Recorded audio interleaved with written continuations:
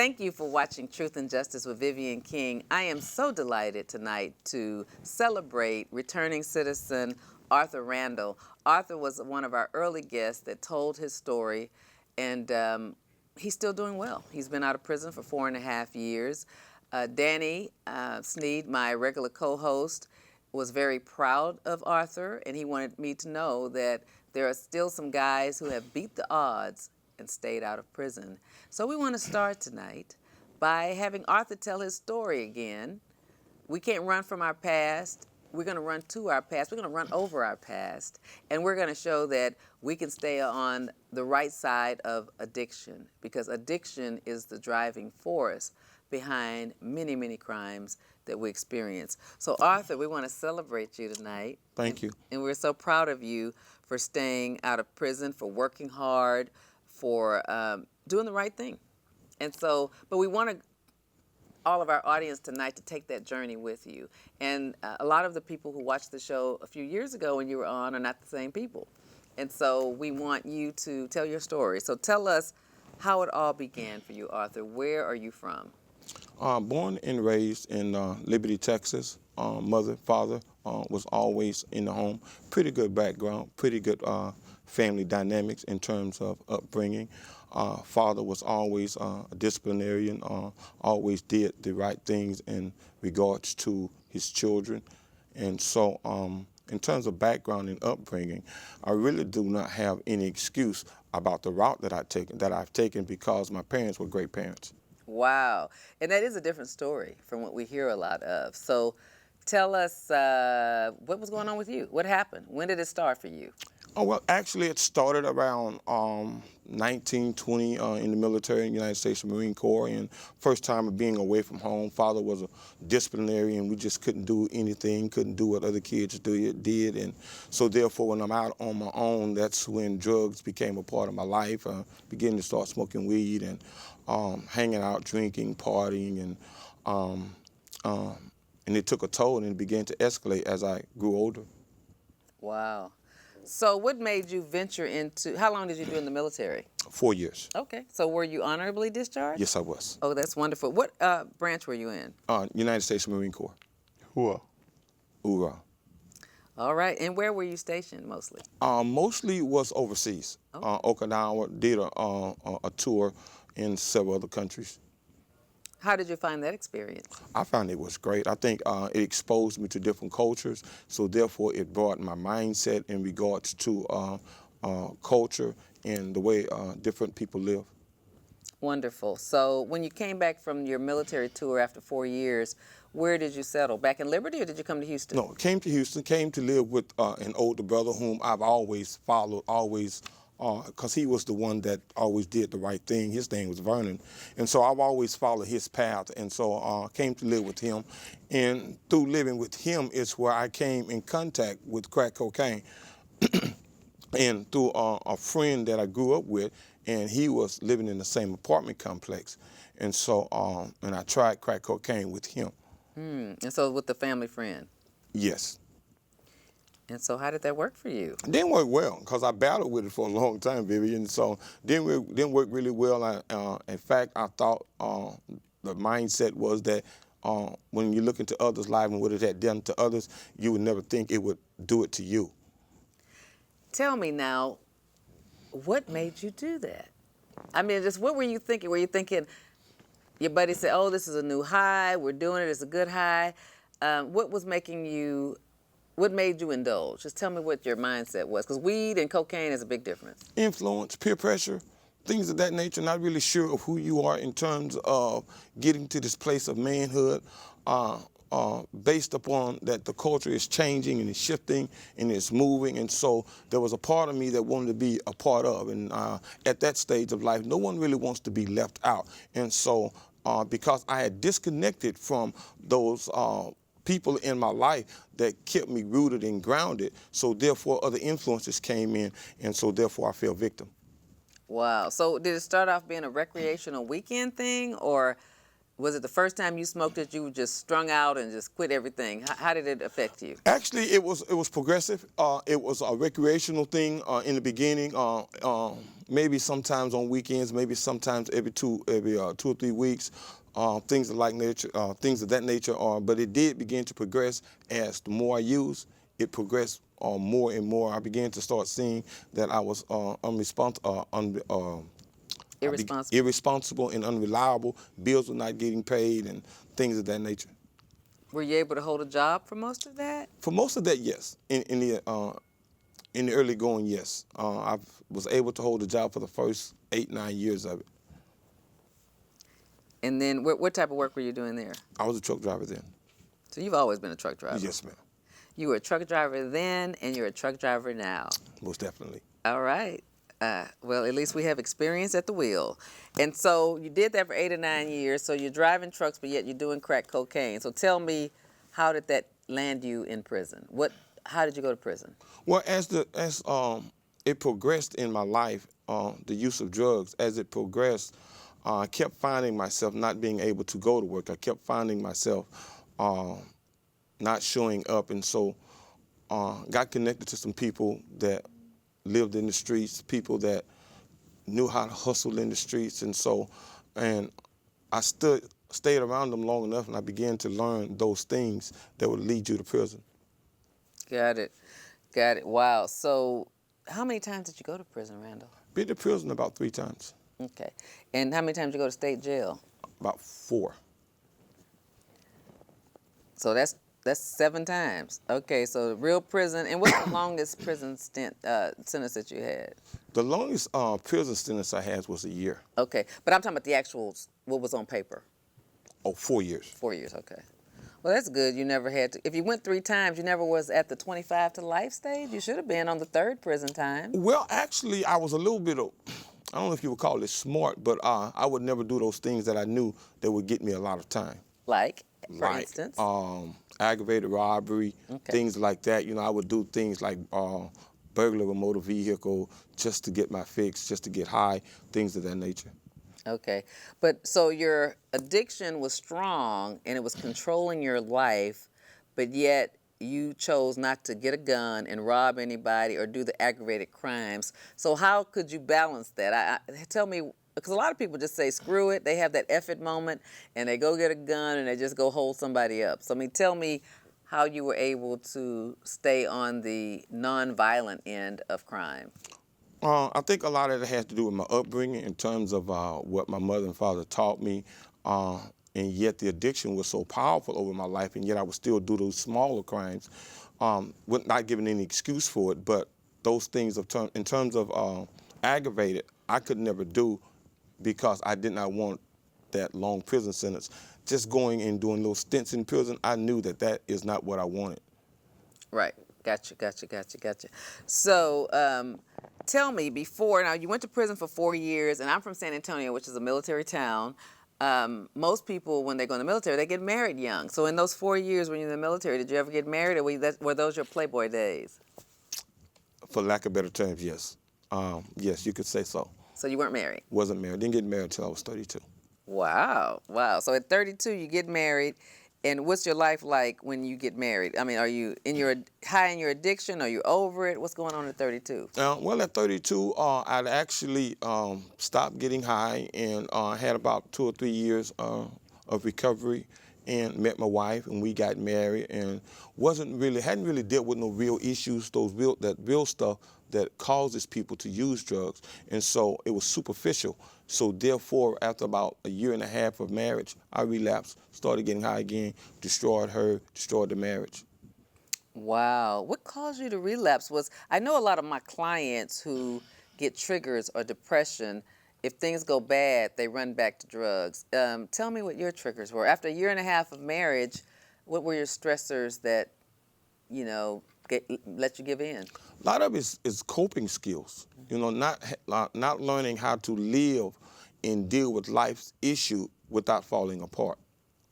And so dealing with certain things, those things I wasn't accustomed to dealing with. And so when they're in front of me, without a support group around me, I would go back and do that which was I was accustomed to. So if you got angry with your wife, or y'all not getting along, or you got angry with your employer, I mean, what were the things that triggered you to go back to drugs? Exactly what you just said. You know, dealing with anger issues, if there was disagreement, things of that nature. If there was something that I did not understand, if there was an obstacle in my way that I did not have the thought pattern nor the mindset to move past it, it would always trigger me to go back to using drugs. Let's talk to you, Danny. Danny, you over here being quiet. Thank you for bringing Arthur Randle in to tell his story again and for us to follow his progress, to know that he's really doing a wonderful job on his path to freedom. So tell me what you're thinking. Well, first of all, I want to thank you for allowing us to have a platform here at Vivian, returning citizens, the formerly incarcerated. And I just thought that celebrating someone that are beating astronomical odds like Arthur will be a good opportunity to show your audience and the nation what change looks like. You know, we talk about change and we talk about success, but when you look in the dictionary, you don't see Arthur's face, but it should be in there. So I think bringing him on kind of personalizes when we talk about can people change.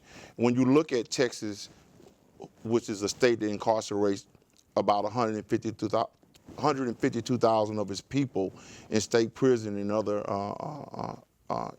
in state jails and county jails. You look at a person like Arthur that they say once we are released back into society, that we return back within 3 years at a high rate. And when you look at our stories and you compare them, we both went back 3 times and we met those standards. Those statistics. Y'all are those statistics. We became the statistics. But something happened though, or we became a new statistics, became part of the people that don't return. And when you look at the prison population in Texas, the Afro-Americans make up 36%.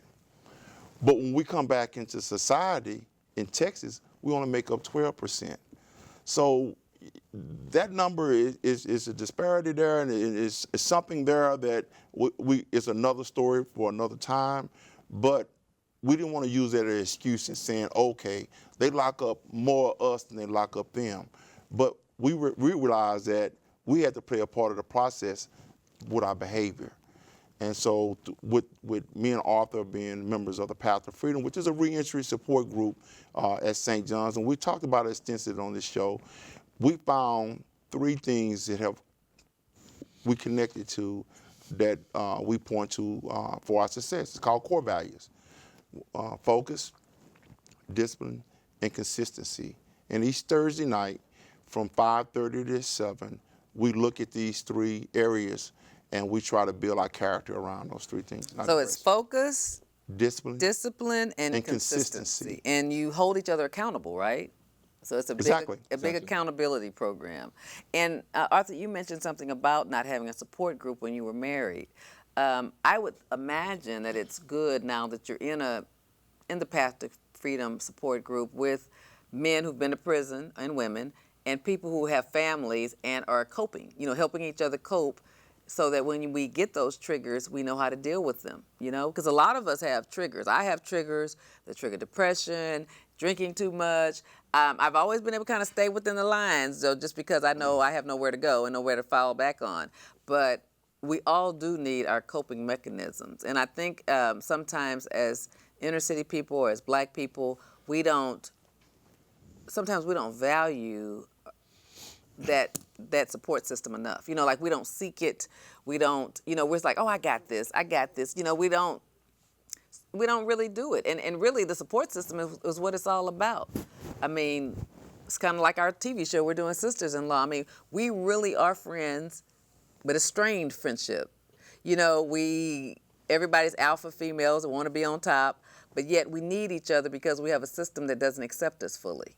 And so we're lonely. We're all very lonely. And so we formed a bond that at least we can come together and at least she knows what I'm feeling, that loneliness, that fight, that lack of inclusion in the courthouse. We're included, but yet we're not included. They're going to talk. Everybody's going to talk to us, but when it comes time for birthday parties and showers, and we're not going to be invited to that because we're black. No one ever say that, but we know that. We feel the loneliness, and so we formed our own group of people to support each other. And I think there was a great segue to talk about Sisters-in-Law, which appears on Thursdays on WeTV, which our great host here, Vivian King, is one of the premier star matrix of Sisters-in-Law. And I want to encourage everybody, especially my friends who support you in Greensboro, North Carolina. You have some fans there. Yay! And they're watching now. Hello, Yay! how you guys doing out Yay! there, Michelle and Juan?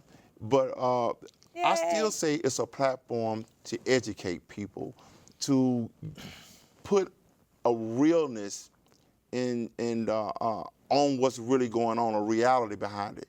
When you get through the hype part and the disagreements, sometimes some real information comes out.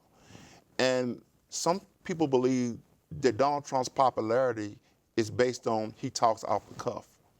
He doesn't use what we call PC. He doesn't try to be politically correct. And that's attributed to some of his rise and what people like in that. And I do too. I mean, reality TV has a place, but again, it challenges you when you see yourself being displayed on the screen and you start identifying with some of the behaviors, and you lose looking at you as a personality. I don't see Vivian King. I just see the behavior, and I recognize it. The confrontation, the response, like when you sit down and talk to that lawyer. I watch how you use, how you presented your point. You listened to her. Y'all disagreed, and y'all agreed to disagree, and she walked off. Y'all didn't fight. And so it's still a great platform to show the empowerment of black women that can reach a high level of success and still deal with the issues of somebody that may work at Walmart. And I digress on that. We'll get back Thank you for that plug. But we do want to celebrate you, Arthur. One of the things that I enjoy with Danny helping me with the show is that he celebrates his members in Path to Freedom. So he's really proud of you and everybody really, but some of the ones who've really, he sees, has struggled and struggled with being included back into the mainstream of society, because I know it's challenging. Very, very much so, because I think a lot of people really don't realize the damage that is caused when you're struggling with drugs, and even those that are close to you, those that say they love you, those that say that they support you and call you crackhead. And no one wants to be called a crackhead. And so it really hurts you on the inside, and you really don't know how to move past that. And unless you have a great support group around you, it's a very difficult challenge. I could imagine it. And the thing that's challenging is it's a catch-22 for everybody. I mean, I dated a man once, probably the love of my life, that did cocaine. And I had to break up with him behind it because I, first of all, had an addictive personality. I didn't use the cocaine, but his behavior of not coming home at night, we were engaged, we were about to get married. He'd stay out all night. I wouldn't know where he was. That was pre-cell phone days, because this is the 80s.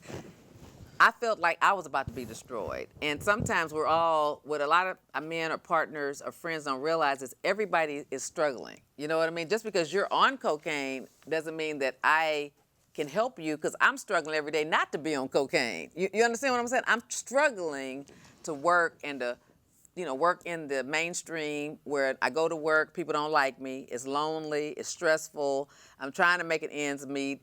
But if somebody else is dealing with something, they're lying and they're masking it, and they're not trying to even saying, help me, they're just acting out, and you don't know what's going on. It's difficult, because at any moment, a lot of people on the verge of breaking. I know I always was. I was always on the verge of breaking. Can I put it in a better way? Sure. What we've done and what we use drugs for is when times got tough, we medicated it. Mm-hmm. And instead of going and getting some help and talking about it and having a conversation about what's going on, and Arthur always said we were too proud. Our pride got in the way, and we were men that couldn't listen to other men. Wow. And when I listen to you say, well, when I look at people that don't use drugs, what they have to do is they have to go through life with the pain without having an anesthesia. I It's would like- go to, and let me just say this, and it's painful for me at this age. In the 80s, I went to bed crying many a night just because I had to get up and fight in a world that didn't want me there. You know, I had a good job, but those people didn't want me there. You know, it was the first time they had blacks there, and every day it was a fight. I was misunderstood. You know, there was some misrepresentation of who I was. Angry black woman. I mean, just give you a little example. I'd walk in every morning. I'd have to walk about 10 blocks. I worked at the old Texas Commerce Bank downtown, so I had to, you know, they have the tower now, but I went there when they were building the tower. It wasn't even there. So I was an internal auditor. So I'd walk about 8 blocks in high heels. I'm 21 to my job, right? Great job. Because, you know, black hair, it doesn't do well in humidity early in the morning, so I would always, you know, kind of like pin it up like this, so I, you know, when I got to the office, I could take it down and comb it. So every morning I'd do that. You know, I'd walk in, put my purse down, go to the ladies' room, comb my hair. The white guys, it was all white guys, they would say, about a month into it, I was like, God, dog, I'm just having a bad hair day. And they all looked at each other, me, and started laughing and saying, you don't have a bad hair day. I'm like, what are you talking about? Well, you walk in the morning with your hair, and then you go put a wig on. So how could you be having a bad hair day when you go put your wig on when you get here? And I'm like, so y'all been thinking I've been going putting a wig on? Now let's think how stupid this is. I didn't say that because I'm 21 and I'm hurt and I'm mortified. I don't know what you're talking about. So they basically said, you were fake and we've been laughing at you. And I said, okay, if I wore a wig, I would have worn the wig in because wigs don't move. You know, they're fake, okay? I said, I'm protecting my hair from humidity, okay? And I have to, so my whole life from the moment I walked in was explaining my every action because it was always being misunderstood. I mean, that's just a little thing, but I could tell you much more deep things too that make you cry. But I'm just saying, from walking in the morning, I had to go put my wig on because I didn't have hair and I was being laughed at and teased and called the N-word, basically. Okay. Okay, so I'm just saying that's from the beginning. So every day was something, you know, everybody's going, oh, you know, let's go to lunch, and I'm sitting there by myself. You know what I'm saying? So, like, I mean, it was always a very lonely place. And then for a woman to go home, and then the man don't come home, you don't know where he is. You know, you want to talk and vent and have fun, and then I went to bed crying a many a night just because I had to work, you know, to try to survive. Because where was I going to go? Can I share with you a story that happened to me in the military? Since me and Arthur are both veterans. When I went into the Army, I went in as a legal clerk. And so we did the training at Fort Benjamin Harrison, Indiana. And when we got there, they told us 50% of you guys won't make it. Only 50% graduates. So I looked around, I saw about 50 people, and I counted out 24 people, and I made myself number 25, so I'm going to graduate. So I did. And the first duty station they sent me to was Presidio, San Francisco. Here this kid is out of Texarkana, Texas, Newtown, graduated, small town. I feel like I'm a lawyer. You can't tell me. It's like I feel like I've been empowered to do something that I dreamed about. So I show up at my duty station and I report. I go to what they call JAD, which is a law office. And I have my orders from Washington, D.C., and I walk in and say, who do I report to? And they said, who are you? I said, here are my orders. My name is Danny Sneed. I'm a legal clerk, and I'm going to be working here. And so they sent me to talk to this guy. He said, I'm sorry, they made a mistake. We're going to have to get you reassigned. And I don't know why, Vivian, I knew when he told me that. You knew somebody said, I'm not going to have this black man working for me. Wait a minute. I done drove from Texarkana, Texas, all the way across the state, all these states to get here. It took me 2 days. I got orders from Washington, D.C., and you tell them I'm in the wrong place. So when I left out the office, I looked on the post, and I saw the biggest building. And I walked over to this big building. And I walked upstairs, and they had plaques on plaques on the door. And as you go down the hallway, it was 1 star, 2 star, 3 star. And I didn't stop until I got to the door that had the most stars on it. And I knocked on it. And I'm not embellishing any of this. And they said, who is it? Said, Private Sneed requests permission to enter. Come on in. And I walked in, and I was shaking, and I was in tears.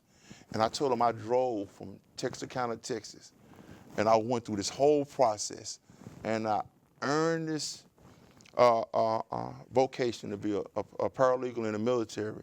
And I get over and this guy said, I'm at the wrong place. And I said, he prejudiced. They don't want me there because I didn't see any blacks in the office. And he said, calm down, because I'm upset. Yeah, right. And what state were you in? This is in San Francisco, Presidio, San Francisco. Wow. This is 1982, 1983. That's a long drive. 1983. Long so drive. he set me down. He said, it's going to be all right. And he made some phone calls. And he said, go back over there. And I went back over there, and they let me work there, but it never was. They never accepted you. Right. You were know. lonely. So, I understand. just wanted to just let you know that, I share that, that experience where, I believe my mother taught us that if you worked hard and you did all the right things. Right. And when I got to that level and I met that resistance, it changed me.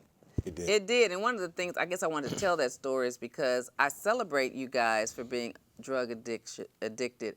But I also want to celebrate and want you to celebrate your women who have uplifted you, because a lot of times black men, especially in the 80s, would say, oh, the white man just likes you black women, they have you there. We were taking a lot of stuff. You know what I mean? I mean, it was a lonely place. And we had no support from our men. We had no support in the office. It was a lonely, lonely place. And it was just lonely. I mean, and we didn't have any way to cope either. I mean, like I said, I cried myself to sleep many a night just because it's hard going to a job you like, but the people don't like you. And they feel it because they have their groups. Even at the district attorney's office when I was there, the investigators would come and they were going to have golf tournaments and, sheriff's department golf tournaments. And they'd ask I could be sitting there with y'all and they'd come as you, come as you, come as you, come as you. I had a husband that was a golfer and just walk by me. Every now and then, just because I was a little older at that time, I'd say, okay, so I guess you don't see me sitting here? But I mean, they did that to me at the district attorney's office. I mean, so every corporate job I've had, I've always been looked at like furniture or imposition or something that you can tell people have been laughing at me behind my back to say, because when somebody the bold one says something out loud, you can tell that everybody's in agreement with this misunderstanding. But who's laughing at you now, Vivian? Well, I mean, it's still lonely, but it's still lonely, but I'm not concerned with that anymore because I've been out of college for 36 years now, and I'm used to being laughed at and alone, and I realize that it's my burden to bear for the younger lawyers and the younger professionals behind me, and I hope that that's my legacy, that I did the best I could so that it can be enough of them to where they form a group and they're not by themselves, And so, because it's that group dynamic that we're all looking for, even us in corporate America, everybody wants to be a part of something. I say to segue to sisters-in-law, I say let your haters be your elevators. You know what I'm saying? And ride them. Ride them all the way to the top. It's an interesting dynamic. Let me just say that. So you were also telling me, and let's get some calls tonight. If we have somebody watching, call us and talk to us. Let's celebrate Arthur and Danny. Call us at 713-807-1794. We haven't heard from you lately. But let's talk about Danny. Let's talk about what y'all do at the Path to Freedom. I mean, have y'all gotten any new members lately? How are we dealing with our returning citizens these days? Well, what we're doing at Path to Freedom is we have launched the letter writing ministry, which is tomorrow. And what the letter writing ministry does is we get letters from people that are incarcerated, and they're often members of our church. So we sit down and we write them back. And we also have the Lazarus Project, which meets on the first, third, and fourth Thursdays, and it's a reentry group. It's a support group. So are y'all in different rooms or the same room? It's all in the same room. And then this past Sunday, we relaunched our recruiting ministry, which where we met you. And the recruiting ministry is we set up a table in St. John's on the second and fourth Sundays, and we all wear our shirts, and we meet and greet the men and women that are attending services, the 8 o'clock, the 10 o'clock, and 12 o'clock service. And they come and they say, what is the Path to Freedom? And this is our opportunity to tell them about what this ministry does in the church and what are we doing in the community. And if you remember, our relationship began at that table. Right. And you approaching. And I want to thank you because it's been a couple of years, you gave us a platform. You said, if you guys to support you guys, I do 4 shows a month. I will allocate you 1 show out of that 4 to bring on people that are trying to be people like Arthur. And that's how we got here today. And people like you. You accepted I it, agree. remember? Right, I You did. I accepted accepted the opportunity. Because I had you first tell your story. That's how I Right. met you, and you encouraged it. I would ask you, and then Alicia told hers, and I for a while, Miss Alicia would T. Miss T, and Alicia would bring other people, and you'd bring other people, and kind of just evolve from there in terms of, and it helped me a lot because I used to always have to go pick people up because they were on parole and on an ankle monitor. I've had to call parole officers and say, can I go pick him up past his curfew, and so. And not have to troll the hallways of the courthouse to get people to come tell their story. So you've helped me a lot. Luckily, this platform has taken off so well because people want a voice that people call me all the time. I probably have 5 people right now that have called that are looking for dates to come in. Yeah. Wow. And one of the things that we didn't know that was going to happen in Path to Freedom, that right now the University of Houston is 2 different classes of criminal justice students are using our meeting time as a place to volunteer. Oh, good. So on Thursday night, we have 2 professors from the University of Dr. Houston. Chisholm? Dr. Chisholm and another professor, I can't think of her name right now. Dr. Threadcraft. Dr. Threadcraft at the University of Houston. They come every Thursday. Now imagine these students in the room were returning citizens, the formerly incarcerated. Our ministry has on any given Thursday 30 to 35 people in the room. But here's the deal: 90% of the people in the room are volunteers. And when you look at that 90% of the volunteers, it's a 50-50 ratio of who's been in prison and who's just supporting people that's been in prison. It's beautiful. And so something has evolved, and we always look up to where the evolution came from. We just believe God has really given us an opportunity and a platform to stay successful. But I'll change the author. And along with that platform, I think one of the greatest things that has happened, because these students get a chance to see a face attached to the crime. And we're not there to say that we need a handout. We're here to say that we take accountability for the things that we've done, and that now how can we sit at the table of dialogue and have a conversation about it? So we're not advocating violence. We're saying we made some mistakes. We're sorry. And so now how can we sit at the table, have a conversation about it, and how can we move forward from here? That's a beautiful thing. I'm hoping if we get another season of Sisters-in-Law, I can bring the cameras to Path to Freedom. I have a couple of clients who are returning citizens that I've been telling to come, and they haven't come. So I'm going to see if I can arrange to bring them. And, everybody has to sign releases and be willing, but to see if we can actually, film an episode of it. And that'll give us a little bit bigger platform, I think. And what I like about it, Vivian, in your role in it, here it is every day, and I've got a chance to get a little small taste of what you do for a living, and how grueling it is, and how unglamorous it is to be an attorney, especially a criminal defense attorney, and how uncelebrated it is. It's a thankless job. How thankless a job it is.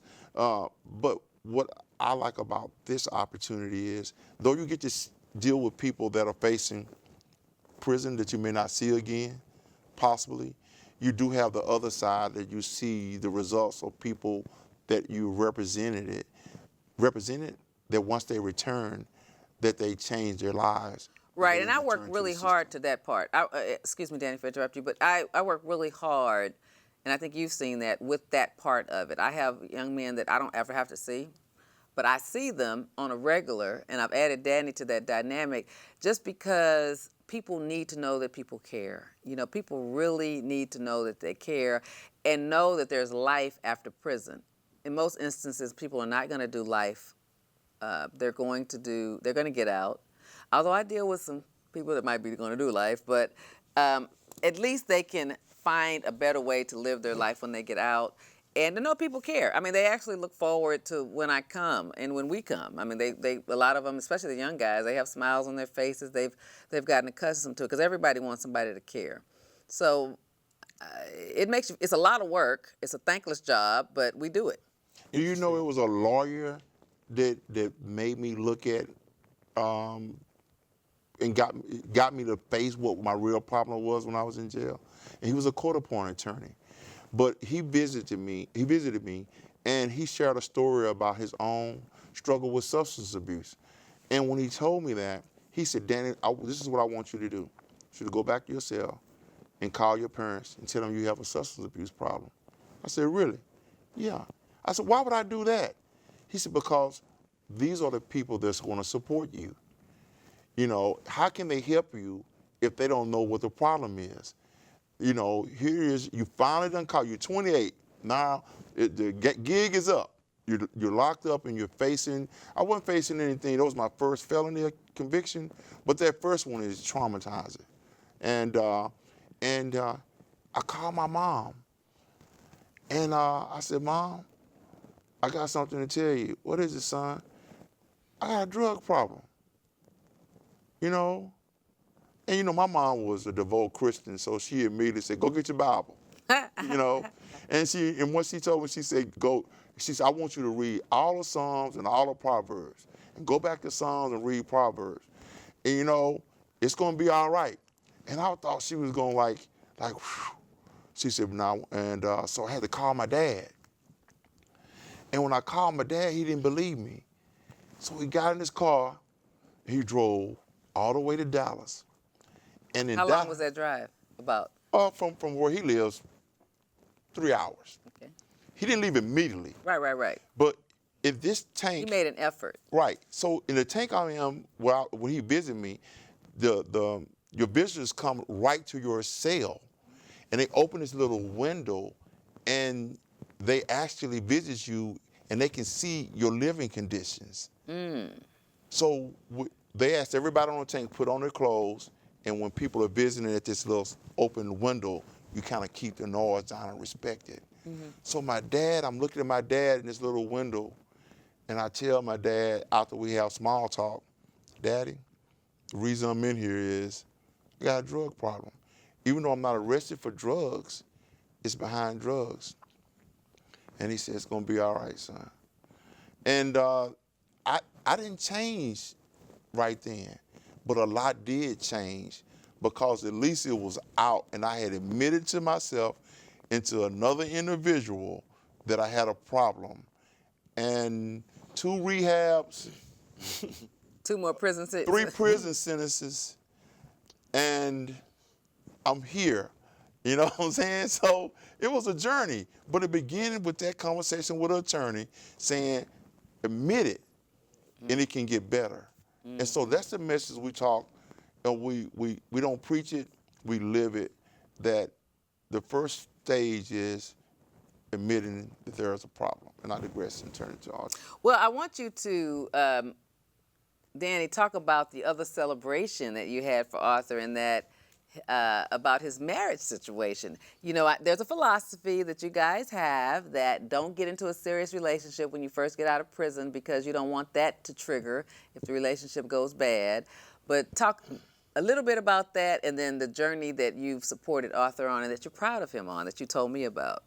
Well, in the Path of Freedom, when people come in, that is a message, and it was based off AANA's philosophy that when you get out, they encourage that you stay out of relationships for a year and focus on your recovery. And Arthur, for some reason, unbeknownst to me, bought into that idea.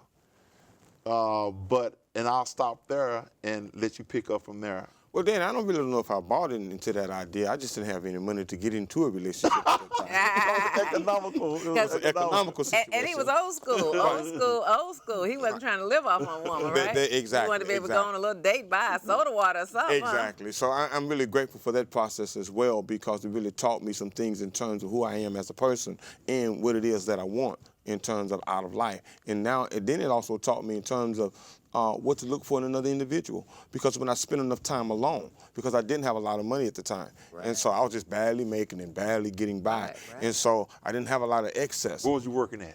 I was working at a place called Lucille's Washing Dishes.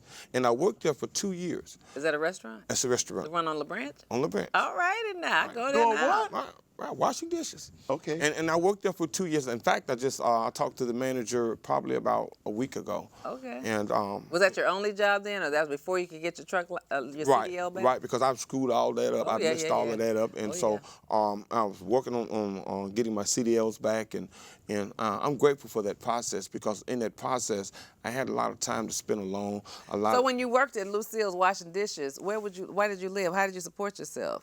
I lived at Midtown Terrace. It's an apartment, efficiency apartment for veterans, and I lived there for 3 years, and stayed there, and it was just enough so I can get by on just a roof over my head, things like that. But since then, things have gotten a whole lot better. Because you got your CDL now. And I got my CDL. How did you get it back? What did you have to do? A long process, paying a lot of debts, and that's one of the things in terms of support why I needed that support, because it looked as if I could never get out this ditch that I was in, Right. because I'd owed so many people, because I've been so irresponsible.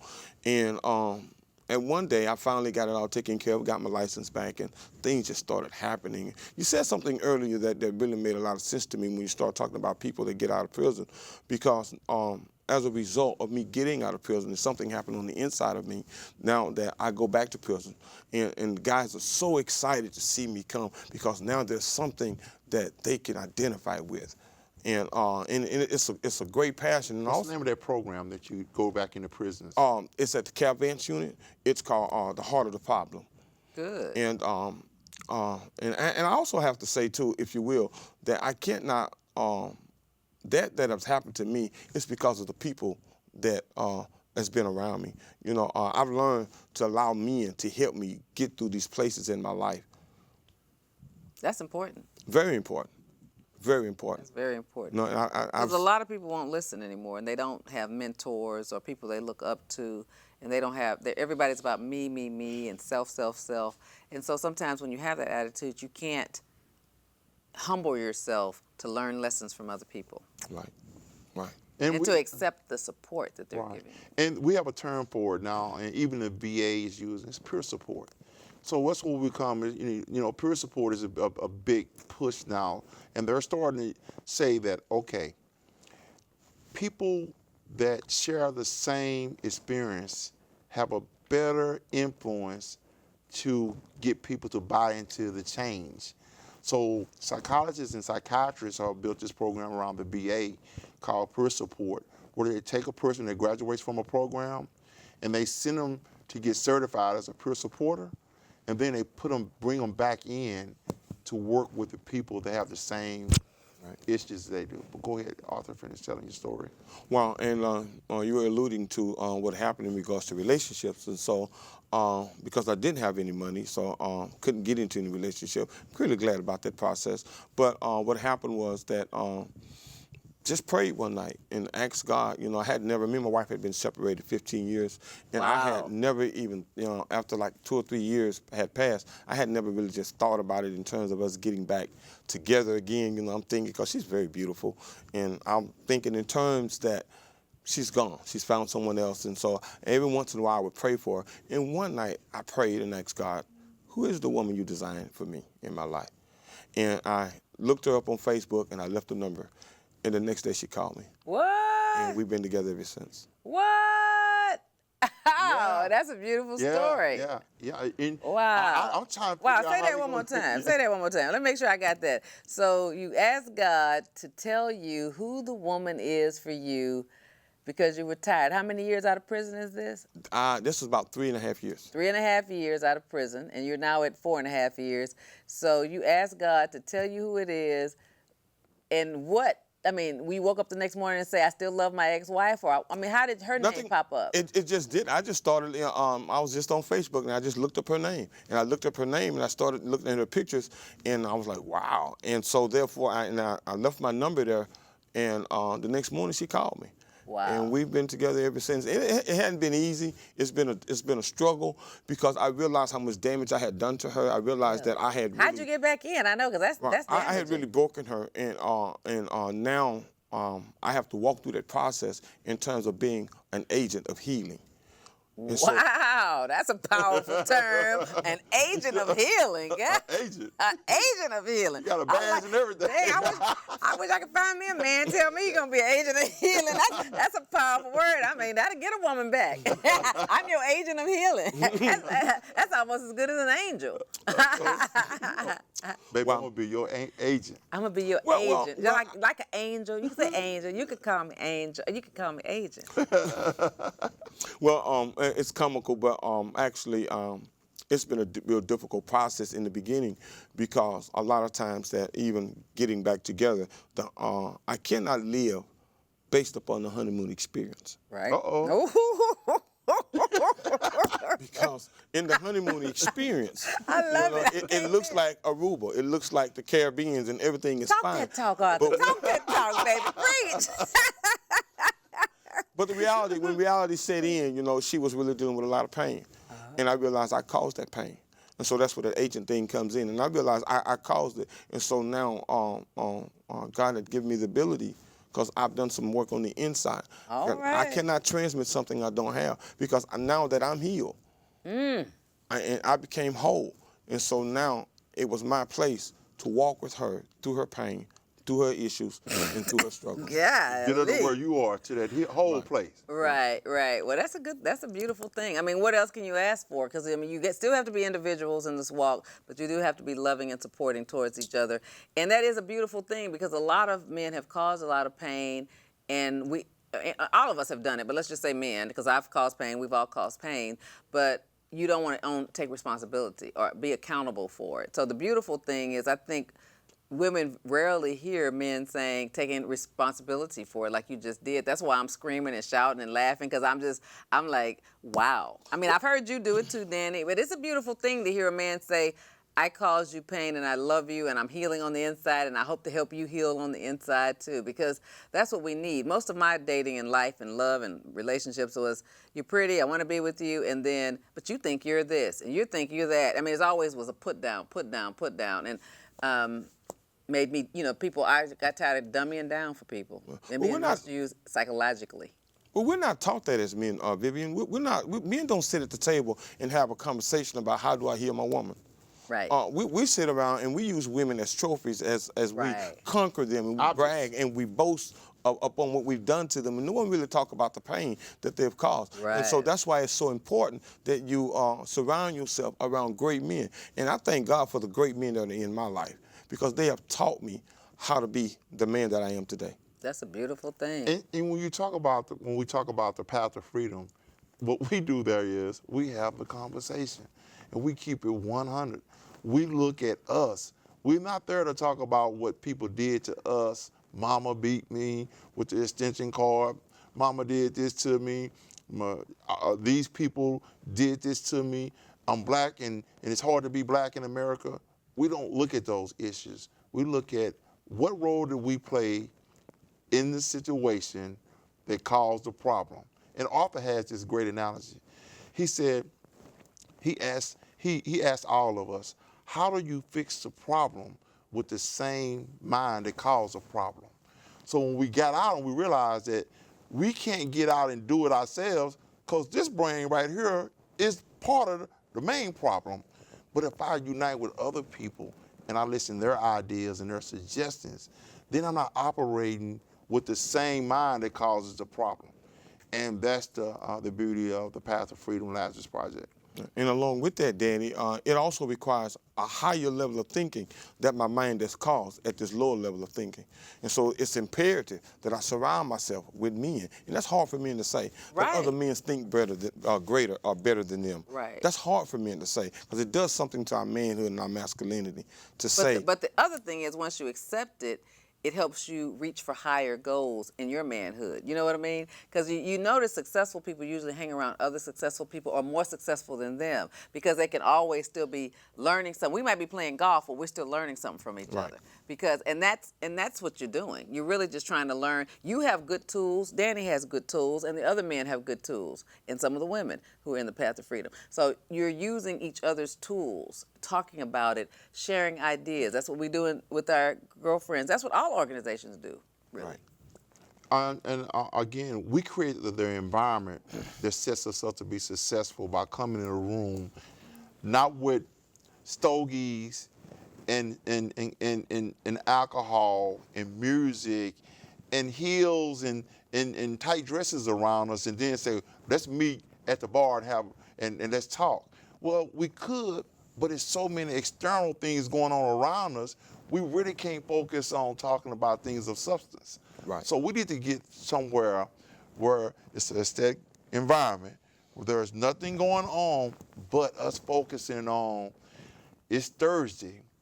What are we going to take from this group that's going to bring us back here next Thursday? And it's simple. Focus, discipline, and consistency will bring us right back here next Thursday. And we keep it that simple. And you know, focus in those three things are not just unique to someone, a returning citizen like myself, an author coming out of prison. Man, focus and discipline, consistency is the characteristic that you see in most successful people. Mm-hmm. In most successful people, those are the traits that you see them have. Mm-hmm. So, and it doesn't, and another thing, we don't measure success by where we work, how much money we have in our Chase account, and what kind of car we drive. Mm-hmm. We measure our success as how our behavior has changed and how our thinking has changed, and what our character looks like versus how it used to look like. Right. And that's where we measure our success at. That's an important thing. About how many women do y'all have participating in Path to Freedom? Do y'all have one or two or five or none? Quite a few. Probably about 10 or 15 Right. that are consistent. Yeah. About half? Well, no, not half, because you know women are facing incarcerated at a higher rate, but they probably have different groups that better fit them than the Path of Freedom. But I'm beginning to see the uniqueness of Path of Freedom in Houston, Texas, because we're a lot bigger than our marquee of just what we're doing. In the prison system, when people are paroled to Houston, Texas, we're listed as a place of a resource, as a reentry group. Good. And you got to realize that Arthur came there only to get a cell phone. And this was 5 years ago, and he's still a faithful member of Path of Freedom.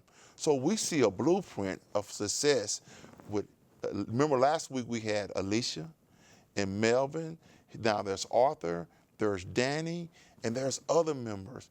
And you look at the statistics, and you see all these success stories, there's a blueprint right there that we're trying to figure out, how can we take this and share it with other people and say, look, duplicate this.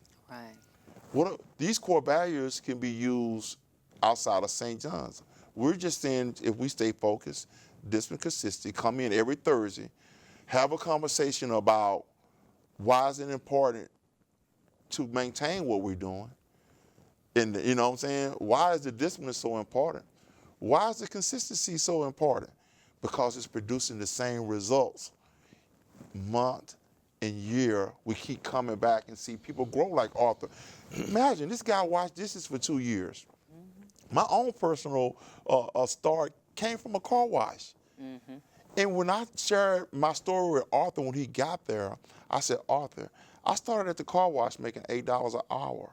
But when I worked at the car wash, it was a perception thing with me. I worked like I was the owner of the car wash, and I was just there to show everybody how I wanted my business maintained. So when I went to work and I'm washing cars, I had this perception, okay, I own this place. And what that did is, that allowed me not to see myself as a victim, or this is a lowly job. No, this is an opportunity. And I called my dad and said, Dad, I found a job. He said, that's great, son. I said, Dad, that's at the car wash. You know what his response was? You won't be there long. That's good. It was encouraging. And my brother was a army recruiter here in Houston, Texas, when I got out of prison. And he bought me a cell phone. And my sister and him had a conversation. And they said, my brother told my sister, Danny's going to be all right.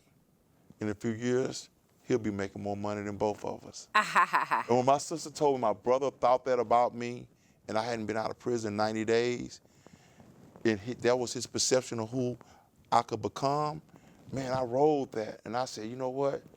I thought I was like, you know, your family, when you come back, the first thing we talk about this, Arthur, is how do we overcome the shame, the guilt, and the remorse, and the pain that we cause our family members. And we do it by keep having a conversation about we did that, we caused that pain, and we need to make amends. And we can't go back to these people and knock on their door and say, I'm sorry I took your television.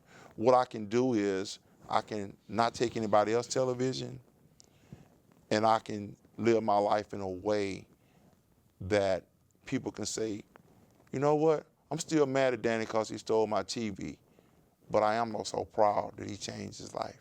Amen. I like it. We got 2 minutes. So, Arthur, say what you want to say Wow. about your journey. and It's where been you are. my journey has been it's been a struggle, yet it's also has been a real blessing. Because as Danny alluded to, I don't measure success based upon external things. I measure my success based upon how I live my life on a daily basis. And I have a set schedule, and in terms of that, my life is the same day in, day out. And I have to stay consistent in it. And I also must put myself in places and positions that I elevate. Because I don't want to be stagnant. I don't want to be the type of individual that gain some success and then go back. Right. Because now there's too much riding on it. There's too much, because I don't want to hurt anyone again. I remember my mother seeing me in that addictive state. And I remember saying to myself, I don't ever want her to see me like that again. And so where I'm at today, I'm in a real good place today. And I'm real grateful for the men that are in my life. And I've learned to listen. And I've learned to follow examples. And some people would say that it's not a good thing to follow someone. I think it's a great thing to follow those that are living the right way or being that I want to be. Thank you for having me. All right. What a beautiful statement. What a beautiful testimony. I'm so proud of you, Arthur. And I mean that from the bottom of my heart. There are things in life, in my life, and I'm sure yours and Danny's, that God has touched your life. And to get back with your wife after 15 years, that's nothing but God. That's a miracle. We have certain miracles in the Bible that don't, people say, is this true? But that's just nothing but a miracle. That is a miracle by God. And I've had some miracles, you've had some miracles, and I just want to thank y'all for being miracles and for making your days now and in the future important and impactful to somebody's life. And hopefully we can help a young person by having this conversation not do anything bad anymore, not do anything hurtful anymore, to have a second thought. And that's why we talk about it with you guys who've been through it. We put it on YouTube so the information is there that we can celebrate our returning citizens. We don't have to go back to prison, and we can find a path to freedom in life, whether it's church, whether it's support groups. I love that name because we all need that path to freedom to continuously work on it. I'm being told to wrap up. So thank you, Danny, for co-hosting. Thank you for coming again, Arthur, and telling your story. And thank you for watching. And remember to watch us on Sisters-in-Law on WeTV. Support your local homegirls, homeboys. Watch us on TV because we have a lot of Houston landmarks there. But remember, most of all, that I want to tell your story. So don't forget to watch us, and thank you for tuning in tonight. Good night. Thank you for tuning in again tonight. We have something really